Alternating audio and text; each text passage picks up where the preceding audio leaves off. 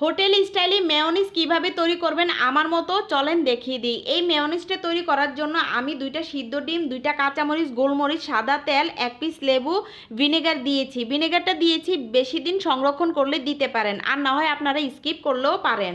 এখানে 2 টেবিল চামচ চিনি দিয়েছি এবং ধনেপাতা দিয়ে ব্লেন্ড করে তারপর আমি মেয়োনিজটা হোটেল স্টাইলে বানিয়ে নিলাম।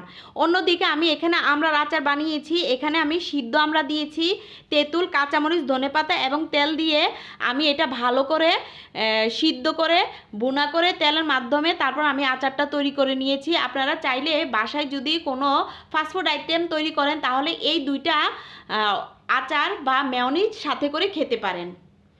হোটেল স্টাইলে মেয়োনিজ কিভাবে তৈরি করবেন আমার মতো চলেন দেখিয়ে দিই। এই মেয়োনিজটা তৈরি করার জন্য আমি 2টা সিদ্ধ ডিম, 2টা কাঁচামরিচ, গোলমরিচ, সাদা তেল, 1 পিস লেবু, ভিনেগার দিয়েছি। ভিনেগারটা দিয়েছি বেশি দিন সংরক্ষণ করলে দিতে পারেন, আর না হয় আপনারা স্কিপ করলেও পারেন।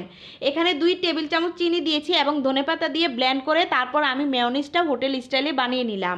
অন্যদিকে আমি এখানে আমড়ার আচার বানিয়েছি। এখানে আমি সিদ্ধ আমড়া দিয়েছি, তেঁতুল, কাঁচামরিচ, ধনেপাতা এবং তেল দিয়ে আমি এটা ভালো করে সিদ্ধ করে ভুনা করে তেলের মাধ্যমে তারপর আমি আচারটা তৈরি করে নিয়েছি। আপনারা চাইলে বাসায় যদি কোনো ফাস্টফুড আইটেম তৈরি করেন তাহলে এই 2টা আচার বা মেয়োনিজ সাথে করে খেতে পারেন।